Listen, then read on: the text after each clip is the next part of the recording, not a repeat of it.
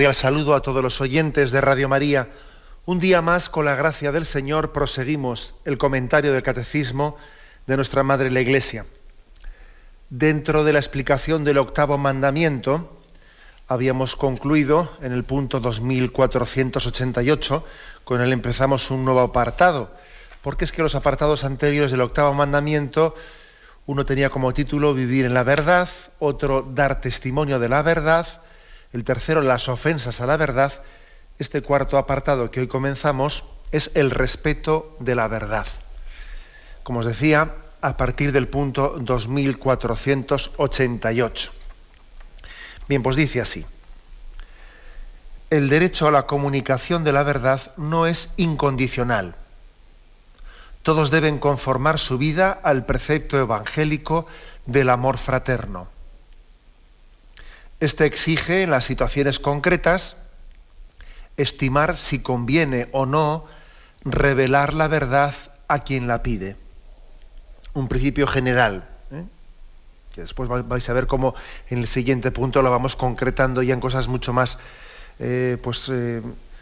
discernidas, no en casos concretos, pero ahora se habla de la afirmación fundamental, que el derecho a la comunicación de la verdad y por lo tanto el deber de la comunicación de la verdad no es algo incondicional. Antes de entrar a hablar del tema en concreto, se nos pone como referencia un punto anterior, que es el 1740, donde, hablando de la libertad, en el contexto de la libertad del hombre, allí se decía, como una de las amenazas contra la libertad era la siguiente, ¿no? El ejercicio de la libertad no implica el derecho a decir y hacer cualquier cosa. Es falso concebir al hombre sujeto de esa libertad como un individuo autosuficiente que busca la satisfacción de su propio interés en el goce de los bienes terrenales. Es decir, que ya allí, ya en aquel punto anterior, antes de que estuviésemos ya aquí en el octavo mandamiento, en un principio más general se decía, ojo con entender la libertad con que yo hago lo que quiero porque yo soy un individuo y soy autosuficiente y yo hago lo que a mí me conviene, sin más, ¿no? Entender la libertad como desligada de mi compromiso con los demás, ¿no? Ojo con esa visión autosuficiente. Recuerdo en este programa haber comentado que nosotros nos autodefinimos como personas, no como individuos, que el concepto persona está haciendo referencia a mis obligaciones y derechos, a mis vínculos de amor, a mis vínculos y compromisos de solidaridad con los demás. Sin embargo, la palabra individuo, pues es como que yo tengo un proyecto que yo me lo guiso, yo me lo como y a mí nadie tiene por qué participar en mi vida, ¿no? Ni pedirme a mí. No, nosotros somos personas, no somos individuos. Y lo que yo hago nos afecta a los demás, ¿no? Estos días, por ejemplo, medios de comunicación están dando noticia de un matrimonio inglés, pues ya octogenario, que el marido pues había sido un famoso director de una orquesta inglesa, y bueno, pues que estaba padeciendo una enfermedad que le estaba conduciendo a quedarse ciego. Y entonces, bueno, pues ni cortos ni perezosos, además había recibido allá por el año 91, creo que un destacado premio de la reina Isabel de Inglaterra, etcétera, ¿no? O sea, que era alguien, digamos, con una proyección social bastante grande, ¿no? Y entonces el matrimonio, bien visto, pues que tiene una edad avanzada, que le viene pues todas las goteras propias de la salud, que se esté quedando ciego, pues bueno, han marchado a una clínica de Suiza para allí acabar con sus días, ¿no? Para tener un suicidio asistido. Y entonces allí se ha emitido, la familia ha emitido un comunicado diciendo pues que que han decidido, pues visto la perspectiva de los años próximos de su vida, han decidido acabar con su vida en la forma en la que ellos han elegido y que su libertad, pues que ellos son autosuficientes, etcétera, ¿no? No es cierto que seamos autosuficientes. Por ejemplo, si ese hombre es un director de una orquesta, si es un productor de música, los oyentes de su música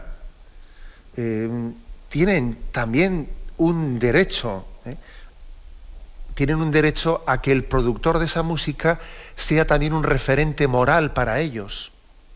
Un cantante, cualquier ejemplo, esto se puede decir de cualquiera, pero por ejemplo un cantante, un músico, tiene también, ¿no? Tiene su vida, sus valores, están también influyendo en la sociedad a la que él se dirige. Lo hemos visto también recientemente con la muerte de algún cantante famoso, Michael Jackson, etcétera, ¿no? Es decir, que cuando alguien tiene una carrera en la que también está su propia imagen, ¿no? Su propia imagen está siendo cultivada para favorecer eso que quiere vender, su música, también está transmitiendo unos valores en su vida. No únicamente vende una música, junto a esa música se están vendiendo unos valores, una concepción de la vida. Por eso, pues, los hijos de este matrimonio, la familia de este matrimonio, incluso los oyentes de su música, tienen derecho a esperar de él una coherencia de vida, unos valores de vida determinados. O sea, no somos personas, mejor dicho, no somos individuos, somos personas.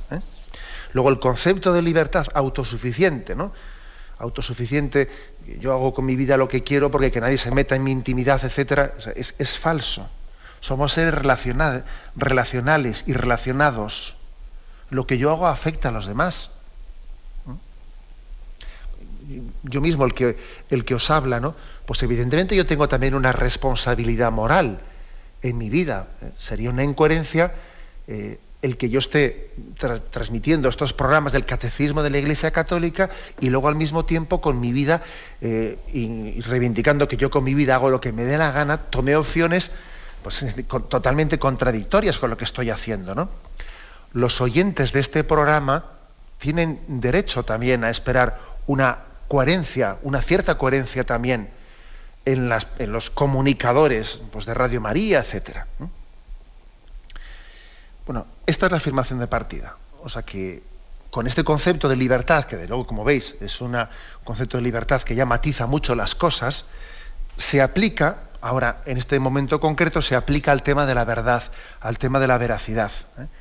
Y diciendo esto de que el derecho a la comunicación de la verdad no es incondicional. ¿Por qué no es incondicional?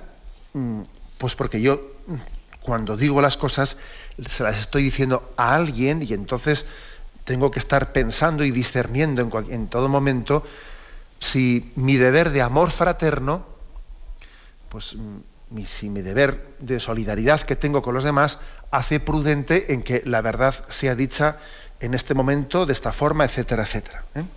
Hemos repetido muchas veces en este programa, cuando estoy explicando el 8º mandamiento, esa famosa frase del cardenal que fue de París, cardenal Lustiger, que él decía, ¿no? No se puede decir cualquier cosa a cualquiera, en cualquier momento y de cualquier manera. No, pues no, señor. Existe el deber de caridad fraterna.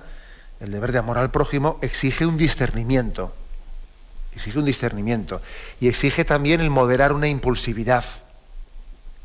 El amor que yo debo a los demás, pues me debe hacer frenar, pues a veces las formas, los momentos, discernir las personas adecuadas con las cuales es más prudente que me comunique, incluso también el contenido de lo que digo.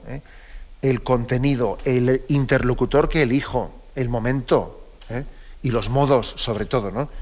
Repito esta frase, ¿no? No se puede decir cualquier cosa a cualquiera, en cualquier momento y de cualquier manera, porque es que el amor tiene que ser el motor de nuestra vida y por amor uno pues modula todos estos matices que estoy diciendo, modula momentos, formas, busca el interlocutor adecuado, etcétera, etcétera. Todos tenemos que conformar nuestra vida conforme al amor fraterno. ¿Qué quiere decir esto? ¿Que hay que decir mentiras por amor? No quiere decir eso no lo dice el catecismo. Quiere decir que sí, que por amor hay que ser discreto y que por amor hay que también saber guardar silencios. Eso es lo que quiere decir. El amor exige discreción. El amor al prójimo exige discreción y también exige guardar silencios y tener que desaparecer muchas veces. Ejemplos prácticos. Vamos a ver, pues por ejemplo, yo creo que hay también un principio de discreción en el que el amor al prójimo también exige que yo aprenda también a desaparecer y no ser yo siempre el centro de las conversaciones. Un ejemplo concreto, ¿no? Pero a veces que hay personas que no es que digan mentiras, pero es que están siempre contando cosas de ellas mismas, siempre es un yo, lo mío, esto, lo otro, siempre todas las cosas que cuento, yo tengo que ser yo siempre el centro de atención de la conversación, etcétera, que están, claro, eclipsando muy fuertemente a las demás personas en la conversación. Y eso no ayuda al prójimo, no le ayuda a crecer, está incluso hasta provocando ciertos complejos de inferioridad hacia los demás. Claro, si este parece que es el perejil de todas las cosas, este es el protagonista de todo, claro, que hable él solo, ¿no? Los demás, pues a callar, ¿no? Pues evidentemente el amor al prójimo exige también discreción, saber callar. No contar, uno no tiene obligación de contar todo, todo lo bien que me ha ido todo. Me ha ido fenomenal, he sacado unas notas magníficas, todo lo he hecho fenomenal. Bueno, no tienes obligación de decirlo todo. Hombre, pues igual también será prudente que dejes que los demás también cuenten sus cosas, ¿no? Y especialmente si tú entiendes que a los demás no les ha ido tan bien como a ti, hombre, pues igual hasta te podías callar ciertas cosas por no humillarles, ¿no? Parece que es por discreción, Si no, parece que estás contrarrestando tu triunfo, humillando a quien no ha llegado a ese grado de éxito en la vida, ¿no? Esto es importante, la discreción por amor, para no resultar aplastante, ¿no? Arrollador hacia los demás. Esa tendencia a hablar demasiado, que además al final nos conduce a exagerar las cosas, nos conduce a exagerar las cosas y a mentir. Pero incluso aunque no fuese esto, aunque no se hubiese llegado a mentir y a exagerar, que tarde o temprano, cuando uno habla demasiado, cae también en esto. Pero aunque no fuese así, aunque uno no haya mentido o exagerado, uno no tiene obligación de decirlo todo. Se puede callar ciertas cosas por discreción, pues por no humillar a los demás. Y ahí, por ejemplo, un discernimiento concreto, en el que se ve con claridad de cómo el amor al prójimo tiene que ser el principio de discernimiento, ¿no? En resumen, no se trata de decir una mentira por amor, no, pero sí discreción por amor, sí silencios por amor. Otro ejemplo concreto. Nosotros no será prudente que estemos revelando los males morales de otras personas, de no ser que sea estrictamente necesario. Por ejemplo, imaginémonos en una familia en la que el padre abandonó la familia, ¿no? Y ahora a la madre se le plantea pues un dilema muy delicado de cómo transmite a sus hijos la memoria y el relato de cómo su padre abandonó la familia. Hombre, algo tendrá que irles diciendo, ¿no? Pues lo lógico es que vaya dosificando esa verdad. También los hijos tienen derecho a saber lo que ocurrió con su padre. Pero también aquí habrá un principio de discreción. Pongo un ejemplo concreto.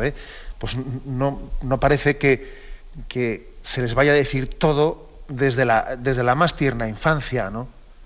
Habrá que irles dejando crecer poco a poco, de manera que pues no les cause un trauma, no les hiera, no se les esté sembrando odio hacia su padre.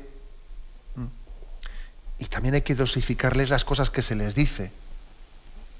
Se les puede decir pues que su padre falló o no ha estado presente de una manera más discreta, no suscitando odio, diciendo vamos a rezar por él, porque todo el mundo en la vida tiene problemas, etcétera, etcétera. Pero una cosa es contarles mentiras a los hijos, pero otra cosa es decirles una verdad con una crudeza en la cual parece que estamos buscando que los hijos participen de una especie de odio o rencor que tiene también el que les cuente la historia. Y eso no será prudente hacerlo. Habrá que ir dosificando las cosas. Habrá que tener cuidado de que la manera de contar la historia de su padre, pues no esté yo buscando un desahogo con mis hijos, y esté buscando que ellos también sean cómplices del rencor que yo tengo. Es que claro, es que hay que tener mucho cuidado, ¿no? Mucho cuidado en que la forma de transmitir la verdad no esté impidiendo que el receptor de la verdad, este hijo al que le cuento la historia, pues no crezca de una manera madura, equilibrada, etcétera. Todo estos discernimientos, he puesto un par de casos prácticos, ¿no? Pero bueno, se pueden poner muchos más. Todo esto, ¿qué es lo que requiere? Pues requiere que pidamos luz al Espíritu Santo, que pidamos el don de consejo. Y hay que discernir. No hay que funcionar desde calentones. Eso de que se me escapó y dije, ay, qué mal asunto eso de se me escapó. Se me escapó. Tenemos una capacidad de raciocinio y de discernimiento que hay que utilizarla. Determinadas comunicaciones en nuestra vida es muy mala señal que tengan lugar cuando alguien nos ha provocado, nos ha incitado, y entonces nosotros ya decimos, fruto de una incitación que hemos tenido, lo que si hubiésemos discernido adecuadamente no hubiésemos dicho. Esa especie de se me ha escapado porque de alguna manera me han tocado una fibra visceral, y entonces mal asunto. La verdad debe ser dicha conforme a razón, conforme a discernimiento, no conforme a visceralidad, que entonces casi siempre las cosas están mal dichas, inadecuadamente dichas. Hay que pedir mucha luz al Espíritu Santo. Y las personas que igual tienen pues un carácter mucho más espontáneo, pues tienen que tener una vigilancia propia muy superior. Hay personas que son mucho más secundarias y son menos proclives a que se les escape la lengua. Pero el que es mucho más primario, el que tiene una psicología muy pronta a la reacción rápida, tiene que tener pues una vigilancia muy superior. Eso que se dice popularmente, que hay que contar 10 antes de hablar, etcétera, etcétera. Bueno, pues no es ninguna broma. Cada uno sabe de qué pie cojea, como se dice popularmente, y posiblemente pues la indiscreción pueda ser una tentación, una tendencia en pues, unas determinadas personas ante la que tienen que estar muy vigilantes. Bien, tenemos un momento de reflexión y continuaremos enseguida. Continuamos la explicación del Catecismo de la Iglesia Católica. Pasamos al punto 2489. Si el punto anterior hablaba de un principio general, ahora ya concreta un poco más. Dice este punto, 2489. Lo leo primero de todo de un tirón, que no es tan largo, y luego vamos a irlo comentando en 3 partes. La caridad y el respeto de la verdad deben dictar la respuesta a toda petición de información o de comunicación. El bien y la seguridad del prójimo, el respeto de la vida privada, el bien común, son razones suficientes para callar lo que no debe ser conocido o para usar un lenguaje discreto. El deber de evitar el escándalo obliga con frecuencia a una estricta discreción. Nadie está obligado a revelar una verdad a quien no tiene derecho a conocerla. Aquí vienen un par de textos del Antiguo Testamento que luego leeremos. La afirmación primera, la caridad y el respeto de la verdad deben dictar la respuesta a toda petición de información o de comunicación. O sea que aquí tiene que haber 2 principios que tienen que ir siempre de la mano. Caridad y verdad. Esto es como el yugo de los bueyes que tiran de un carro. El yugo tiene 2. No es un yugo de un solo buey, va una pareja de bueyes, ¿no? Y esa pareja es caridad y verdad. Y tenemos que huir siempre de la falsa dicotomía, entre caridad y verdad. Porque si se nos presenta el ideal de una caridad mentirosa, en nombre de la caridad justificar la mentira, o por el contrario, la de una verdad inmisericorde, hiriente, en nombre de la verdad, pues clavar el puñal, ¿no?, en el prójimo, pues mire usted, ni una cosa ni la otra. Y además no me haga usted elegir, porque esa elección no estoy dispuesto a hacerla. No estoy dispuesto a que se me diga, a ver, ¿qué eliges? ¿Caridad o verdad? Pues no, Señor, no voy a hacer esa elección de out, una cosa u otra, porque el Señor nos ha dado ambos ideales unidos en Cristo, y nos negamos, ¿no?, a esos dilemas. Las dos cosas deben ser pues integradas, y aquí se dan unos criterios, aspectos a tener en cuenta, aspectos a tener en cuenta para ver cómo se integra en el deber de comunicar, de transmitir una información, cómo integramos caridad y verdad. Aspectos a tener en cuenta. Ponen 3.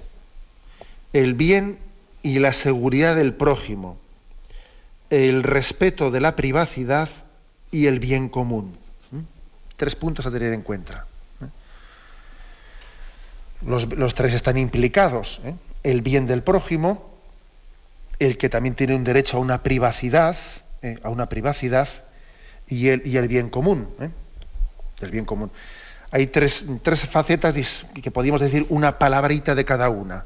El bien del prójimo, que no es exactamente lo mismo que el bien, que su derecho a la privacidad, porque por ejemplo alguien puede estar haciendo algo que es incorrecto, que yo entiendo que no es su bien, sino que es su mal, está obrando mal, pero bueno, también tiene un derecho a su privacidad.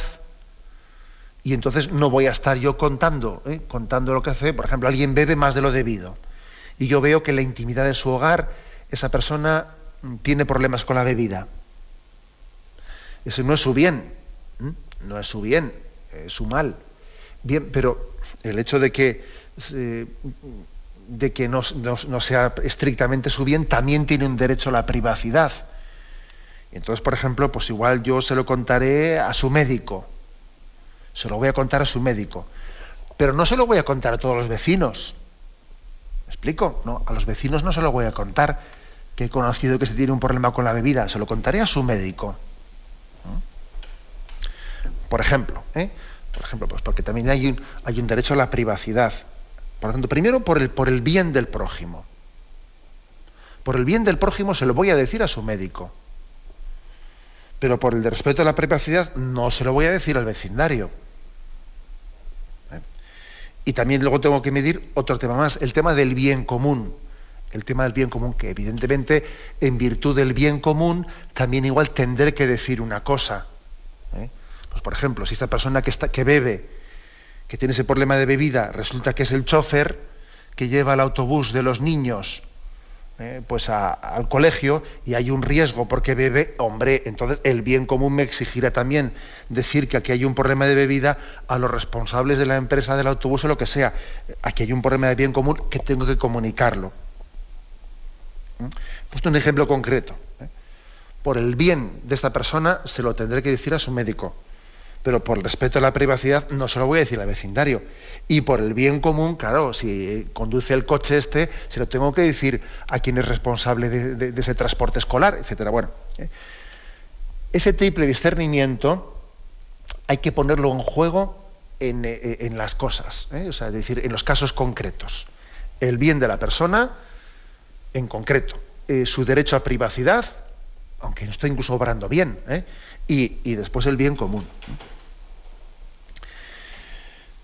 Dicho de otra manera, igual si queréis más popular, cuando tenemos que discernir si hablar, si callar, ojo, si hablar o callar, no si hablar o decir mentira, que eso está fuera de lugar, ¿no?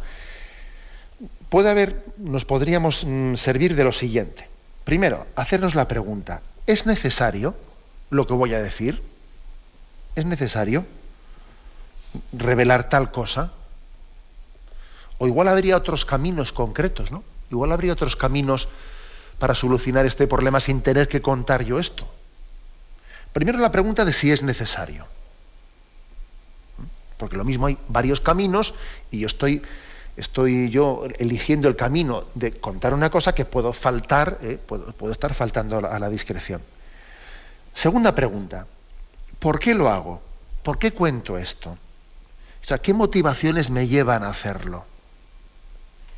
Porque a veces nos descubrimos a nosotros mismos que ciertas cosas las contamos por celos, porque tenemos celillos a esta persona, por afán de protagonismo, porque en el fondo pues me gusta hablar más que callar, y me gusta ser el perejil de las conversaciones, y entonces hablo y hablo.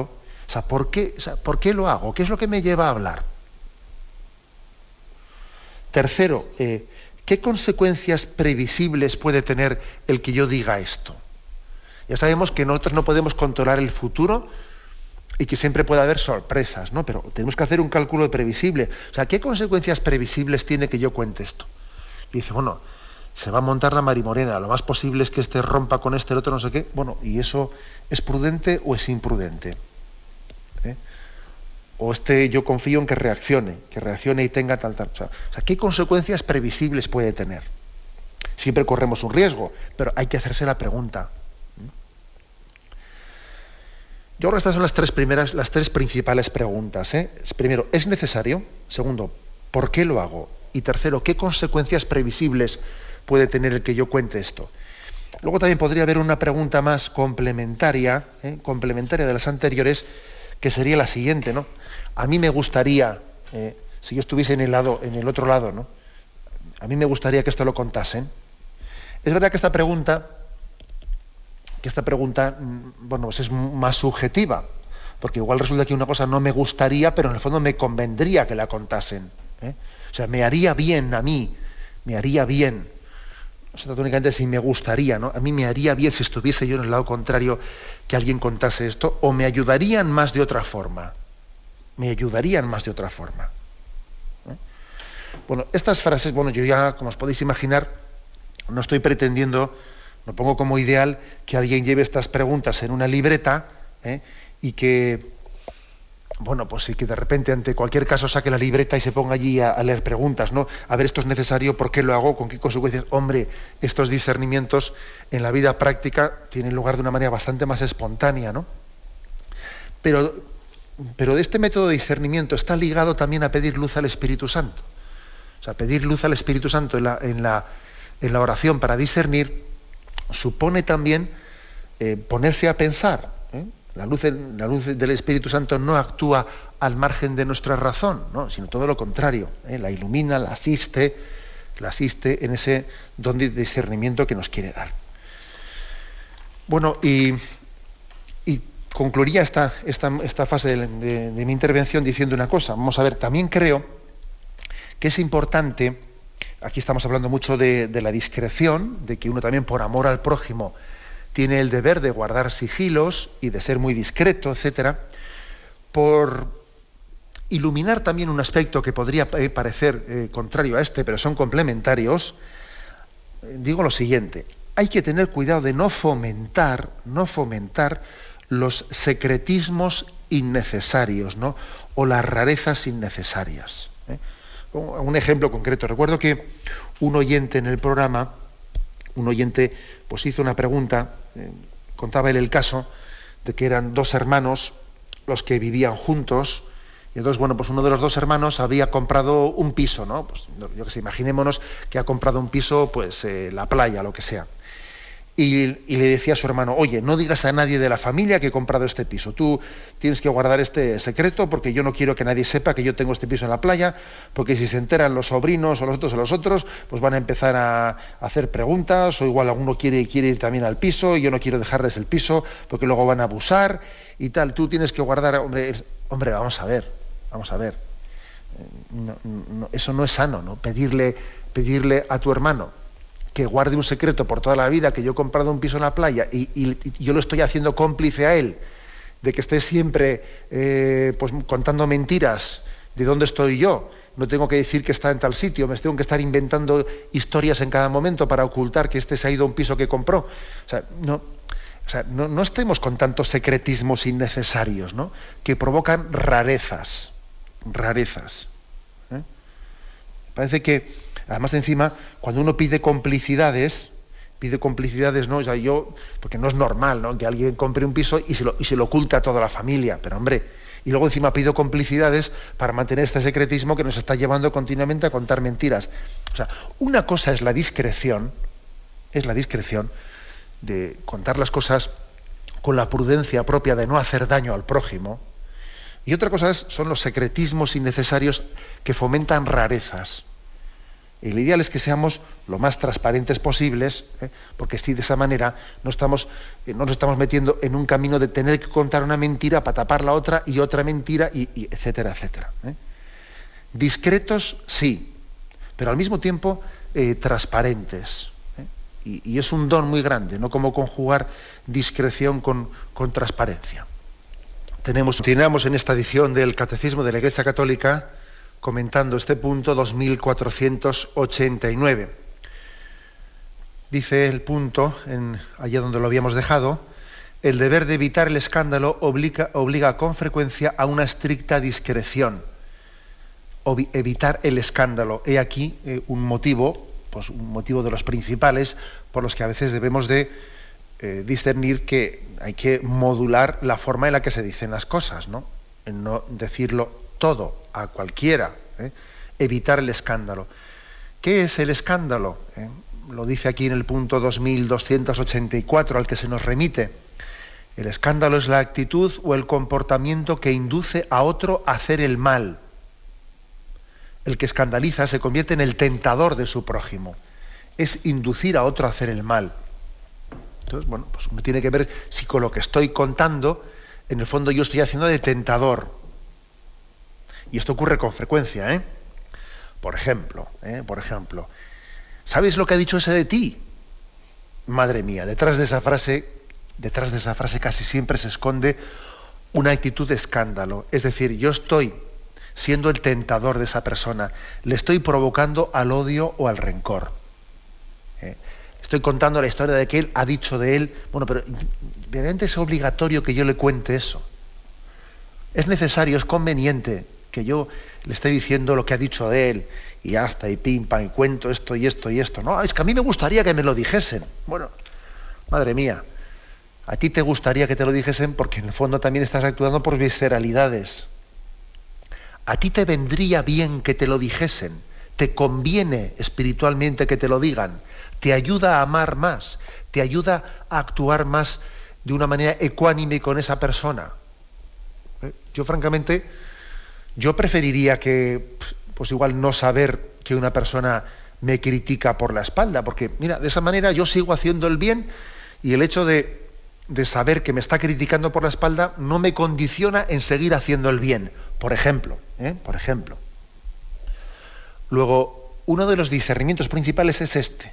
O sea, no contemos determinadas cosas de cualquier manera, cuando ya intuyamos que estamos suscitando el odio o el rencor. ¿Sabes lo que ha dicho ese de ti? ¡Hala! Y tú echas leña al fuego. Y luego no digamos ya nada cuando vuelves al del otro y le dices, ¿sabes lo que ha dicho aquel de ti? Pero bueno, pero ¿cómo puedes estar tú por ahí difundiendo rencores, ¿no? O fomentándolos, estás escandalizando. Este es el sentido literal de la palabra escandalizar, es decir, provocar una actitud o un comportamiento que induce al mal. Eso es escandalizar, ¿no? Bueno, dice la siguiente frase, damos un paso más, ¿no? Nadie está obligado a revelar una verdad a quien no tiene derecho a conocerla. Bueno, pues este es también otro punto principal. Una cosa es que yo a alguien, no es lo mismo que yo le cuente a un padre lo que su hijo está haciendo, porque tiene derecho a saberlo, porque es que un padre tiene derecho a saber lo que está haciendo su hijo. Y ahora resulta que se pone en cuestión el que un padre tenga que conocer el que su hija menor de edad vaya a abortar. Es que es terrorífico, ¿no? O que sea él, o se pone en cuestión que él tenga que dar la autorización, etcétera. Bueno, es terrorífico. Pero claro, una cosa es que yo esté obligado a revelar una verdad de quien tiene derecho a saberla, que es el padre, y otra cosa es que yo se la diga a quien no tiene derecho a saberla. Es que, bueno, pues no es lo mismo que se lo diga a una amiga. que lo diga no sé qué. O sea, aquí hablamos donde no debemos y ante quien tenemos que hablar estamos ocultando una información. Es así, ¿eh? Curiosamente estamos en una cultura que es, yo diría, de la ligereza, ¿no? En la que se está dejando de discernir quién es el que tiene derecho a saber las cosas y quién es el que no tiene derecho. Y principalmente, lógicamente, el derecho a saber las cosas pues lo tendrá los padres con respecto a los hijos, ¿no? Pongo este caso concreto. Sin embargo, pues muchas veces tenemos que decir, no, esta persona no tiene derecho a saber esto que está preguntando. Luego yo le voy a pegar un requiebro torero y pues haré una objeción diciendo, mira, pues la verdad es que no, pues ese dato que me preguntas, pues no lo sé, no lo tal, o sencillamente le pego un requiebro que él ya se dará cuenta que está preguntando más de lo debido. Más de lo debido. Eso no es mentirle a esa persona. Es sencillamente decirle, hacerle entender de una manera discreta que ha preguntado más de lo debido, más de lo debido. Y esto muchas veces hay que hacerlo. Dos textos bíblicos se nos dan para nuestra reflexión aquí. Así se concluye este punto.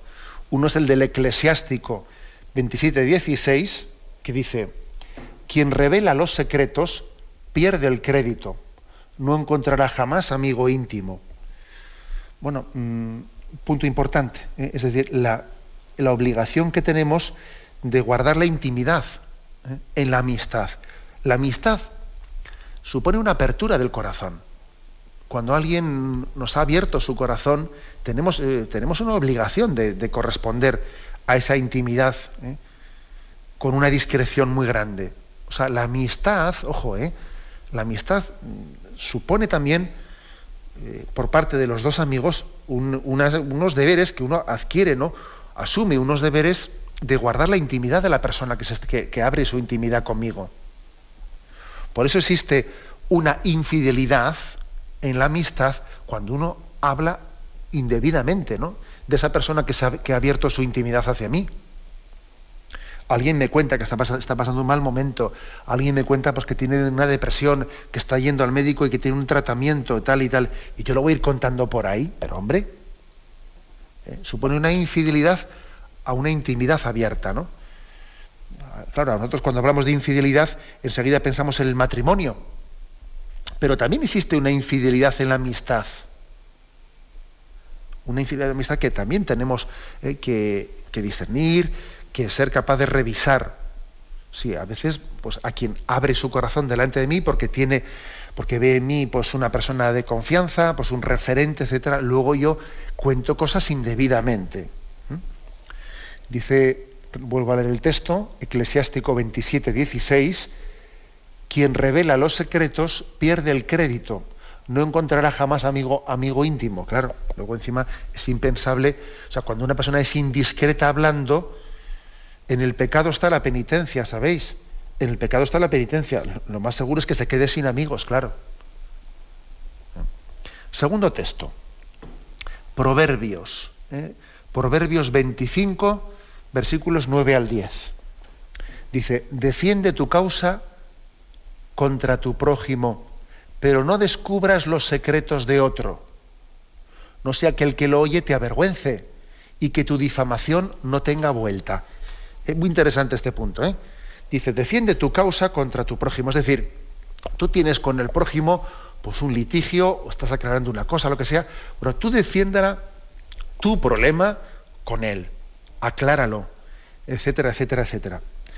Pero no, dice, no descubras los secretos de otros. Es decir, no recurras a contar trapos sucios de los demás para quedar tú bien. Que esto es frecuente.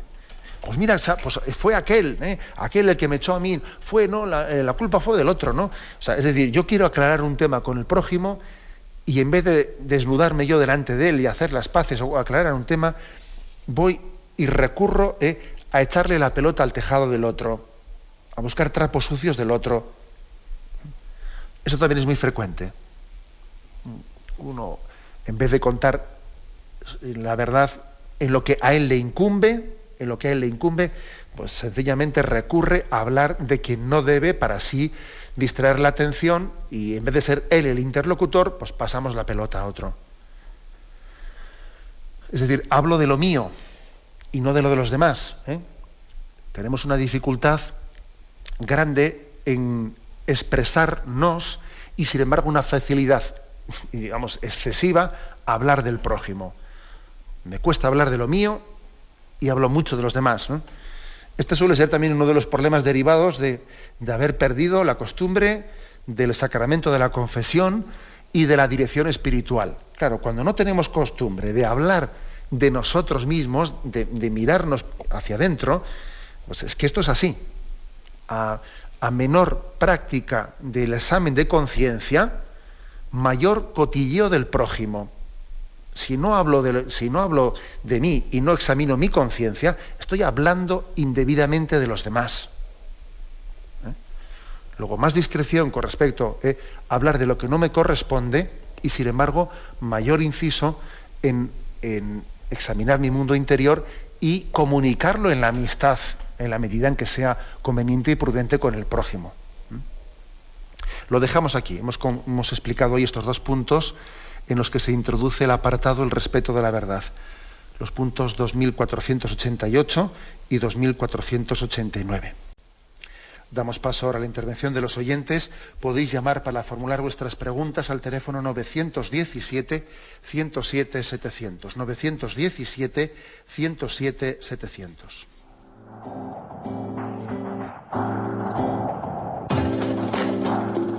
Estos voluntarios que dan su tiempo generosamente en el día a día. Un cordial saludo a todos los oyentes de Radio María. Un día más, con la gracia del Señor, proseguimos el comentario del Catecismo de nuestra Madre la Iglesia.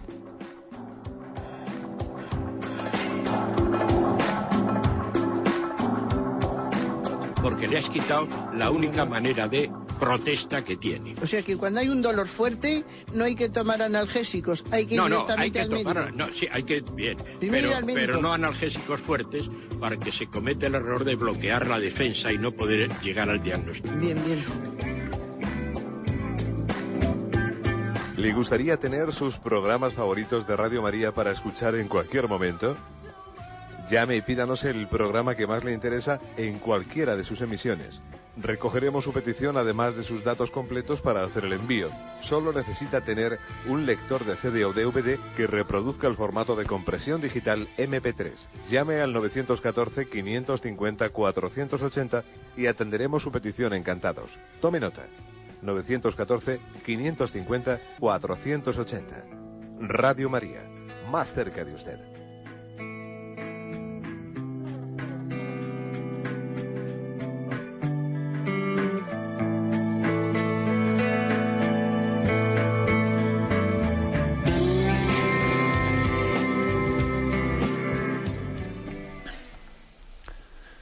Sí, buenos días. ¿Con quién hablamos? Buenos días. Buenos días, adelante, le escuchamos. Mire, monseñor, quiero decirle dos cositas. Una, referente a la palabra que ha dicho usted hoy, requiebro torero. Esto es lo menos importante, ¿eh? La palabra requiebro es sinónima de piropo. Sería quiebro torero, o sea, evitar, etcétera, es más sinónimo de evitar. Bueno, eso es lo de menos. Y luego, anteayer, en el programa grabado que dieron el otro día, y algunas veces más, pues le oigo hablar a usted de la libertad espiritual, que al final queda un poco, yo no sé, no acabamos de ver la libertad, porque nos acusan a la Iglesia Católica que el pensamiento único, que no somos libres para pensar y demás. Y entonces yo, hace algún tiempo, leyendo a San Juan de la Cruz, creo que entendí el significado más genuino de libertad espiritual cristiana, y es que cuanto mejor conocemos el bien, que en fin, que al cabo es Dios, ¿no? Cuanto mejor conocemos el bien, más nos adherimos a él libremente, porque lo conocemos, lo apetecemos, lo deseamos y lo buscamos. Entonces, libremente, no queremos el mal, queremos el bien. Entonces, cuando lo conocemos, nos adherimos. Que lo explique un poquitín más y... Muchísimas gracias, sí. Bueno, pues nada, pues agradezco esa corrección así lingüística de quiebro torero Y con respecto a lo de la libertad, pues yo suelo poner un ejemplo que es a mí muy gráfico, y es que en el cielo, solamente en el cielo seremos plenamente libres. Y en el cielo, sin embargo, no podremos hacer otra cosa que el bien y amar, ¿eh? Lo cual, eso purifica mucho nuestro concepto de libertad. Porque si por libertad entendemos sencillamente pues una capacidad de elegir una cosa o su contraria, ese es un concepto de libertad muy corto, muy limitado. El concepto agustiniano de libertad es la capacidad de opción por el bien. La capacidad de opción por el bien. Luego hay que complementar el concepto de libertad, ¿no? Que no solamente la capacidad de elección, sino la capacidad de opción por el bien. Bueno, yo creo que con esto más o menos ya queda un poco respondido. Adelante, vamos a pasar a un siguiente oyente. Buenos días. Buenos días, monseñor. Sí. Verá, es pedir un consejo. Se trata de una persona que le consta que su padre tiene una relación con una tercera persona. Y bueno, está dudando mucho qué hacer.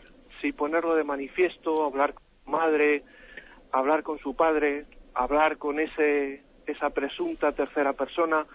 Y era, bueno, pues a ver si usted me podía dar un consejo. Muchísimas gracias. De acuerdo. Pues es un tema bien delicado, que también habrá que conocer las circunstancias particulares de esa familia, ¿verdad? Pero parece que, visto desde fuera, hay un orden lógico en la comunicación, y primero, lógicamente, será hablar con su padre.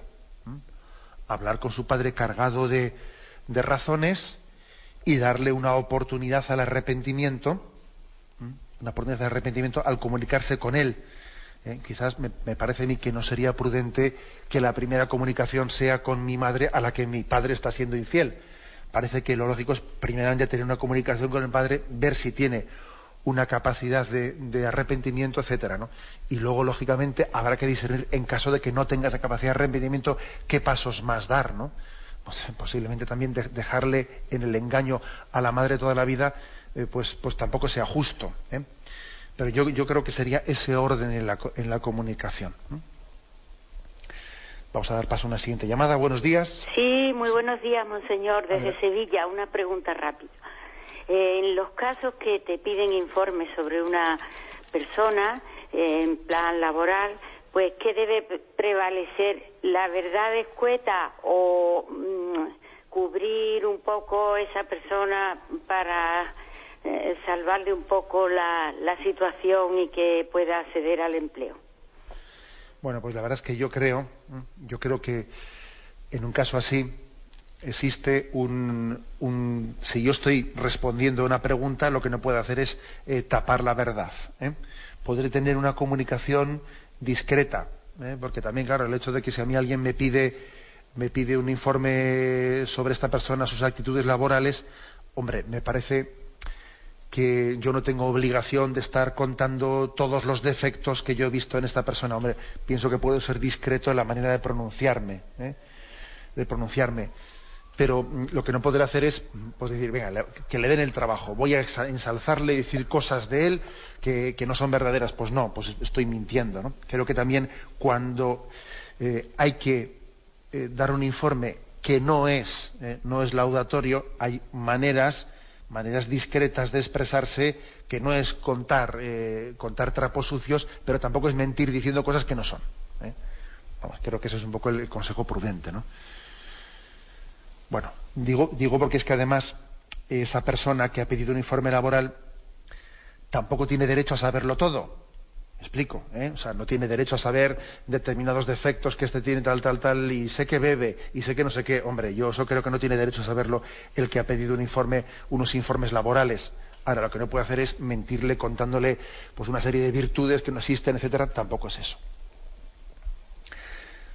Adelante, vamos a pasar a un siguiente oyente. Buenos días. Hola, buenos días, monseñor. Sí. Mire, mi pregunta es con respecto a un tema que trato el otro día, que era la adivinación del futuro. Naturalmente que estoy de acuerdo pues en que recurrir al demonio es una cosa verdaderamente increíble y bueno, que hay mucha charlatanería, pero sin embargo pues ciencias como la economía, la medicina, la meteorología, pues sí que intentan adivinar el futuro y claro, yo no sé si eso puede puede ser algún problema. O sea, quiero decir que veo que el catecismo, pues parece ser que está en contra del deseo de saber lo que va a ocurrir, aunque sea por medios buenos y científicos. Si me puede aclarar un poco esta cuestión, se lo agradeceré. Sí, yo creo que no. Hay que distinguir las dos cosas. Es decir, el catecismo no está en contra de un discernimiento del futuro. Pasa que yo, la verdad es que no utilizaría la palabra adivinación. Cuando la economía o la meteorología hacen una predicción de futuro, no es una adivinación. Es que la palabra adivinación tiene otros componentes, ¿no? Tiene otros matices. Tiene otros matices que suponen precisamente no ser científicos. La meteorología está prediciendo el futuro en base a unas observaciones científicas, ¿no? Aunque siempre tienen margen de error. La economía debe, ojalá, ¿no?, hubiese también tenido más capacidad de predecir crisis, etcétera, porque con estas bases y con estas pautas se pueden llegar a crisis financieras, etcétera, etcétera, ¿no? O sea, es decir, eso no es una adivinación, sino que es una predicción con base científica. Creo que hay por lo tanto un discernimiento importante. Aunque sea brevemente, damos paso a una última llamada. Buenos días. Buenos días, monseñor. Sí, buenos días. Vamos a ver muy brevemente. Es que el otro día, pues, en la puerta de un convento de aquí de Badajoz, pues estaba un sacerdote sentado a la puerta. Le pedí confesión. Entonces me la negó y pues he dado mis quejas al vicario de aquí de la diócesis y no me ha contestado ni siquiera. Entonces, bueno, pues estoy molesto y no sé ni qué hacer ni dónde recurrir. Nada más que eso. Luego ya particularmente un día le tengo que escribir, monseñor. Yo se lo pagué. Muchísimas gracias. Bien, yo creo que cuando hay casos de estos, de quejas concretas, yo siempre os digo que me parece que es bueno el que no digamos en tal sitio, en tal lugar, en tal lo que sea, porque estamos hablando de casos concretos que pueden ser un tanto identificables, y creo que el deber de discreción del cual estamos hablando en este caso, pues también tenemos que ponerlo en práctica en la manera de hacer preguntas y respuestas. Bueno, a mí me faltan muchos datos para responder esa pregunta. Si el sacerdote estaba sentado a la puerta, debería de haber tenido una disponibilidad para que en ese momento dejase eso y entrase dentro de la iglesia, etcétera. Pues igual sí, no, visto desde fuera. Pero bueno, yo creo que en cualquier caso la reacción de usted debe de procurar que no sea la propia del orgullo ofendido, sino la búsqueda del bien. O sea, es decir, esto es importante. El orgullo herido no busca el bien. Por lo tanto, también en la manera de reaccionar, en la manera de comunicar las cosas o de hacerlas un poco. Por ejemplo, yo no iría contando eso así por ahí sin más, porque a veces cuando se cuenta una cosa y se airea en un determinado contexto, no ayudamos a que se rectifique. A veces las correcciones es mucho mejor hacerlas en privado que en público, porque ayudan mucho más a que se puedan poner en práctica. Bien, tenemos el tiempo cumplido. Me despido con la bendición de Dios Todopoderoso, Padre, Hijo y Espíritu Santo. Alabado sea Jesucristo.